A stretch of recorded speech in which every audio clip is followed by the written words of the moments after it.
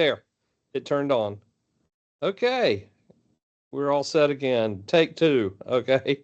Um, Thank you for inviting me. My name's Todd Watkins. I'm Assistant Dean for Dental Education and Informatics at the ECU School of Dental Medicine. I've been asked to talk about our use of Viva Engage in a presentation we're calling Engagement of Students in Problem-Based Learning and Case-Based Learning. And we're going to do a 14-year retrospective and then an artificial intelligence prospective. I do have some disclosures. I'm kind of weird as a dentist in the fact that I've had a few companies and some patents. My first company was Vital Source Technologies that I founded in '94. I sold that company and no longer have a financial connection, but still love the technology, and we use Vital Source books when we go into Engage. Also have several patents. Some of them aren't useful in this discussion, but I highlighted the ones that are. One is talking about educational elements, including discussion elements, and the other is grading of cognitive post content, which is what we'll be showing today. We spun those technologies into a tech transfer company called XComp Analytics in 2018. I do receive board compensation. I do have an equity and royalty agreement, as does ECU, but have not received any money for that, but hope to in the future. I have no financial relationship with Microsoft, including relative to Viva Engage. Mark has no disclosures along that road. Okay, as a confidentiality, I want to make sure that there is no patient information, PHI, presented. Student data is either shown with redacted or modified identification to maintain confidentiality. There is no confidential business or intellectual property disclosures that are not already part of public venues, including in the patent process. So, as a quick frame of reference, dental education. Most of the people in the audience have no idea how dentists are trained. So, very quickly, a dental school has about 800 hours of medical school basic sciences. We have 24 hours of simulated dentistry, about 1,200 hours of live patient dentistry, and about 600 hours of other things like preventative dentistry and those types of things. A total of 5,000 contact hours. It's probably the most contact hours in any professional education over 4 years. It's about 1,200 more contact hours than medical schools. Think of it as we are a medical school with a residency built inside of it. So, how did we get started with this process? In my early career as a faculty member, we wanted to figure out a way that students would connect the dots between what they were being told in lectures and the practice of dentistry. And so the accreditation standards talk about things like students have to be able to critically think. They have to do student-directed learning, which means that they need to talk about things among themselves. We are competency-based, which is different than grade-based in the fact that our goal is for the graduates to be able to be practicing dentists, which means we have to, in the dental school, judge if they are capable of being that. The educational techniques, you'll hear about flipped classrooms, problem-based learning, case-based learning, asynchronous learning. We're going to talk specifically about how dentistry defines PBL and CBL. Problem-based learning is student-directed. They ask the questions. In our place, we put them in small groups of 5 or 6. We find that if the groups are larger than 6, they're not all students can collaborate. Any question is fair game. We prefer that they use peer-reviewed references, and that gives us the ability to talk about evidence-based dentistry, which means our students can use peer-reviewed content to answer questions. Case-based learning is a little different. We use progressive disclosure cases with intentionally missing content. The goal is to get the students who, from the very first week that they are D1s to when they are graduating 4 years later, that they know how to look for content that is missing in patient cases and answer questions. They're usually faculty or staff moderated, and in this case, Mark Clinkscales is one of those staff who moderates, and there's always a final graded document.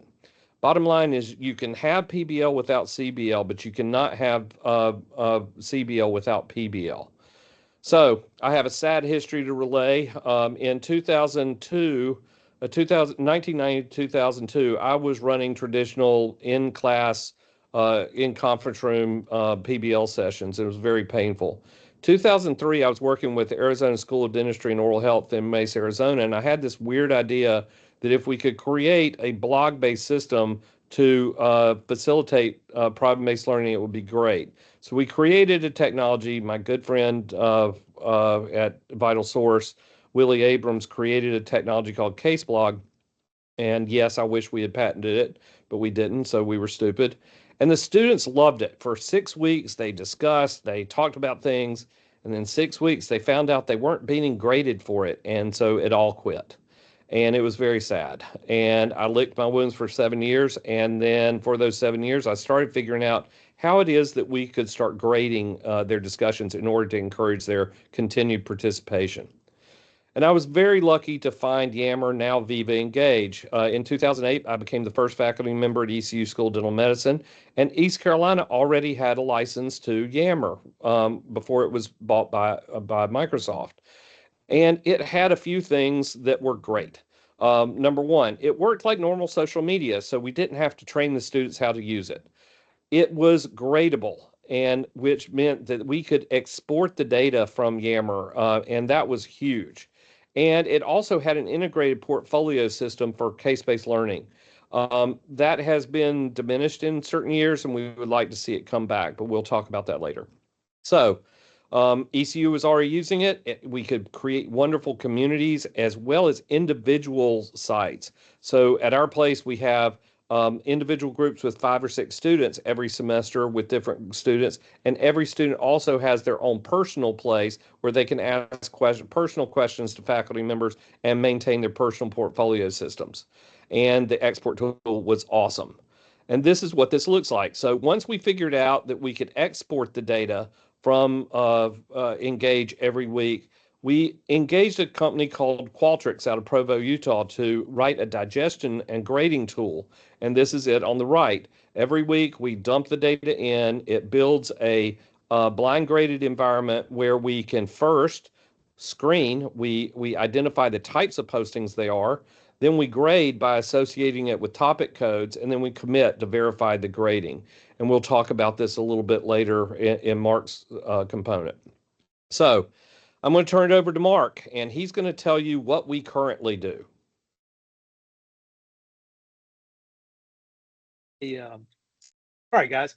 As a discussion platform specialist, I kind of get the opportunity to work directly with Engage, and what we try to do with this is we take our entire community. So we have 52 students per cohort, and when we have 4 cohorts, which we end up having an all network for all of them. So each cohort would have one network where we could send out announcements. We can share slides, presentation slides, and that's everybody involved. So all 52 students and any faculty members and staff members that are involved in that. So that would be our all network, and that would be one page they have access to. The second page, like Dr. Watkins was talking about, is we break them into these smaller groups. So these groups of about 5 to 6 students, which are basically their discussion groups.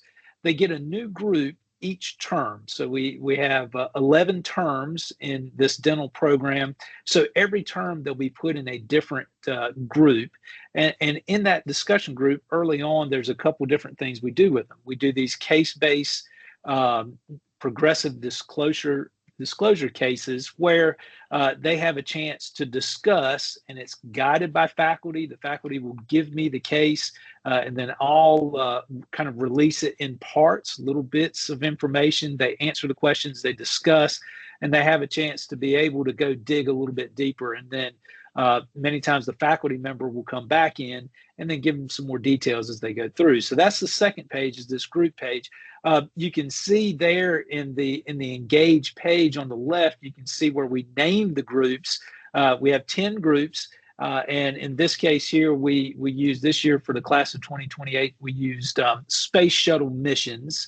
And we've done things such as Canadian Football League mascots, minor league baseball, mascots, boat builders. So we try to have fun with the different groups, and we make the groups randomly. So you can see there on the left at random.org, we basically assign them a number, and then we randomize it 3 times and we pull it out. And so that way we can give everybody a chance to work with all the other groups in the cohort.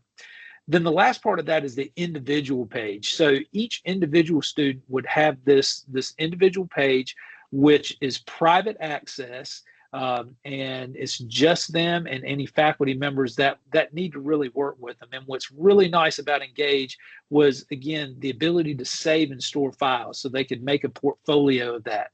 We use it specifically in the end of the D2s, their second year and third year, when they start to see patients. And when they see the patients in the clinic, after they get through with the process, they create a SOAP note. And in that SOAP note, they basically go through the entire process of what they did, eventually ending up with a treatment plan that they can discuss.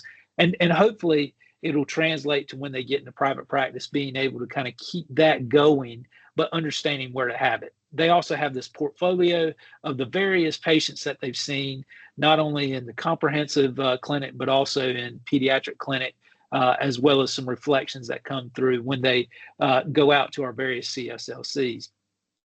So in addition to this, we guide them when they first start, we guide them in the naming of their posts. So we're going to talk about here on the next slide, we're going to talk about the various types of posts that they have, so they understand what they're doing here, because we need them to have these certain behaviors. We need them to be able to ask questions that don't just require a one-word answer. We need them to dig deeper, to dive deeper, to get more knowledge out of it and be able to apply that knowledge.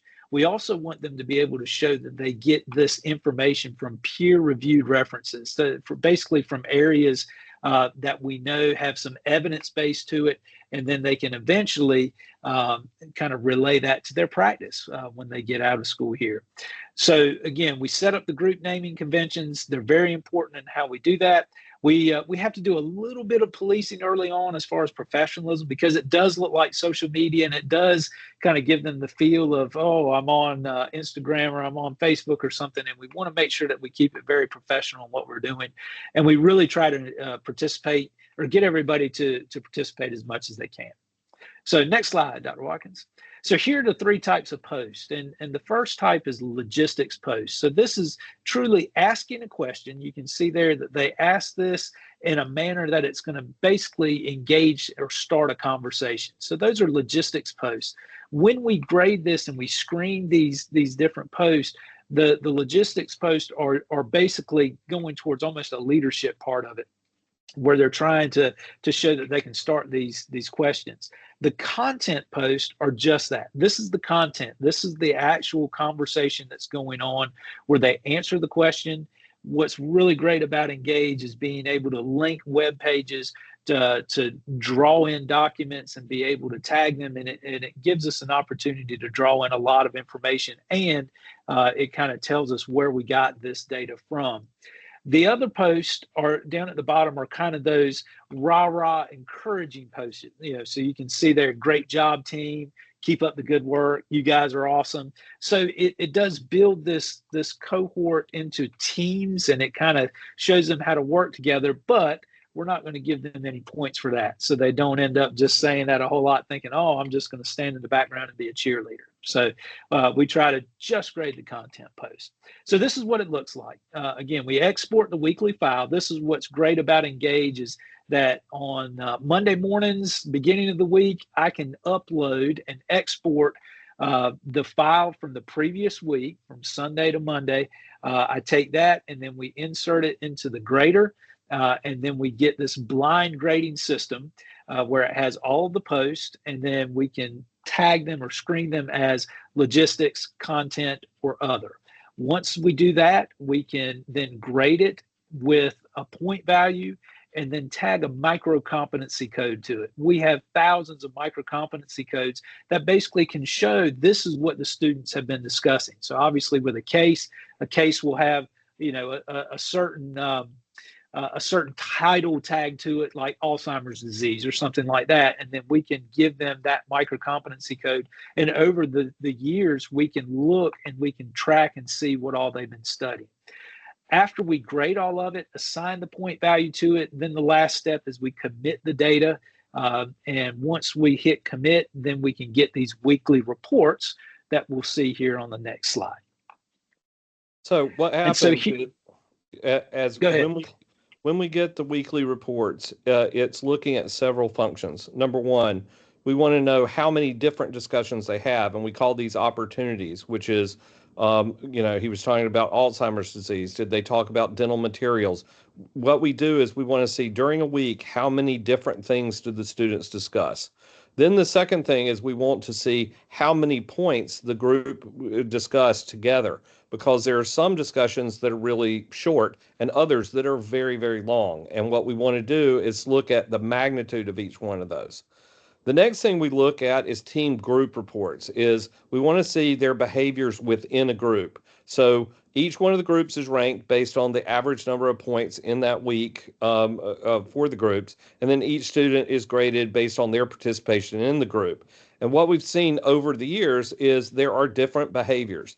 There are students that we call instigators. These are students that really like to start discussions.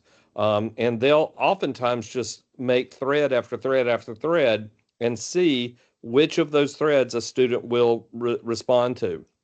Next behavior is fillers.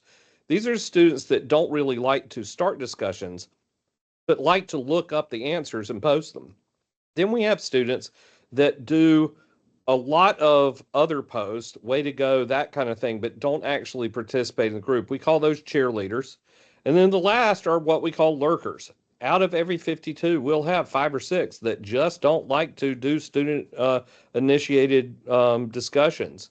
And they will do as little as they can. And what we would try to do is encourage them by identifying where they are and making sure that their group understands that if everybody participates, the group does that much better. We also take all the cumulative opportunities out, so every term the group changes. And what happens is we want to see how the student does when they change from one group to another. So we aggregate the data by opportunities, and what we find is leaders in one group are usually leaders in another group. And we aggregate that data to look at their cumulative discussion portfolio. And then, as Mark said, is we tag the content to what are competencies. And yes, we have 30 competencies in School of Dental Medicine, and we want to see which areas the students discuss and where they discuss the most. Because what we find is the more things the students post about, they are more confused about it. So we're able to look at what they discuss as a way of identifying what are the topics that they're not understanding during a lecture or during a presentation. So we're aggregating it by their individual participation, but we're looking at it cumulatively across the curriculum and seeing where they are competent in these areas. We also look at their participation in which kinds of posts. There's a type of post called a trash post, which is sometimes the students say things or duplicate answers or that kind of stuff, and we trash it. And we're looking for students that do lots of logistics posts, lots of content posts, and very few trash posts. So what is the 14-year retrospective? We've had 11 cohorts of students. We've graded 5.5 million Yammer posts that have been screened, graded, and committed. We do find that there's a correlation between participation in Viva Engage to participation in clinic. Basically, we find a student who likes to participates in almost all aspects of education, and the ones that are minimalist are also minimalist in clinic. There's a correlation between engaged participation and passing the boards. We have never had a student in the top half of the class in engaged participation ever fail the national boards. It's also correlated to how they do on didactic exams, as well as what are called OSCEs, which are objective structured clinical exams. These require OSCEs require students to actually write things in sentences with verbs and things. And so what we find is the students that can write and engage are also the ones that write the best answers in OSCEs. There's correlation between that and document quality. Mark was talking about soap notes. The students that are the best in terms of discussion and engage are also the ones that write really good documents. So our grading currently takes us about 10 hours a week. Gulp. Yes, 10 hours a week. And we are looking for AI help. So from a Viva Engage standpoint, we have done 14 years worth of work, and there are some, what our students currently do is when they ask a question, they have to say what kind of question. We find that there are differences between group questions, rhetorical questions, follow-up questions, also responses and follow-up responses. We would also like a category called summary, because a summary helps the student coalesce all the stuff that is discussed within a thread, and also to give different types of praise. For the faculty, we would like group announcements within the subgroups, give faculty questions, the ability for them to do case postings by themselves. We would like to encourage faculty participation directly in the system. From an AI perspective, we would love post management. We would like for Viva Engage to use AI to collapse posts. Sometimes students will post things over and over and over again, and what we call it ringing the bell. They think that they're going to get more points if they make more posts, and it's not true. What we like to see Viva Engage to do with an AI tool is to aggregate those into common posts. The next thing is identification of typing versus pasting. The ability, this is what AI can do really well, is identify which things were brought from another resource versus something that they wrote themselves. We want to give more credit to the student who writes their own post. Verification of references, this is easy for AI to do, to figure out what book it came from or what journal it came from or what site. The next AI is post screening, the ability for the system to be able to screen of make sure what kind of post it is. Was it truly a logistics post? Was it a question? Sometimes the students pick the wrong post types, and we believe AI would be really good at sorting that. We would also like it to grade posts, to add the micro-competency codes. So to read something a student said and tag it to one of the 70,000 micro-competency codes so that that was more accurate. We also could see it assigning RVUs as part of the grading, depending on whether it was original content or pasted content, and to be able to assign opportunity structures to that. The last thing is to export a final grade file, because currently what we have to do is export another file and do about 10, 15 minutes worth of data analysis to it in order to get it ready to go. We believe that an AI-enabled Engage would be able to take you all the way from the discussion through promoting the discussion all the way to grading. And then next time, when we have more time, we'll talk about the case-based part, which is taking the portfolios from Engage, submitting the documents for grading. Dr. Pafford is shown here grading a SOAP note. Students, the ability for them to write case notes is a significant amount of what they do as dentists. And we want to encourage them to be able to do it better and better. And we believe Engage is a great tool for that. So last thing, here's our contact information. If anybody's actually interested in discussing it more, again, we would love to come back and talk to you about case-based and document grading in there. But thank you very much, and I appreciate the opportunity.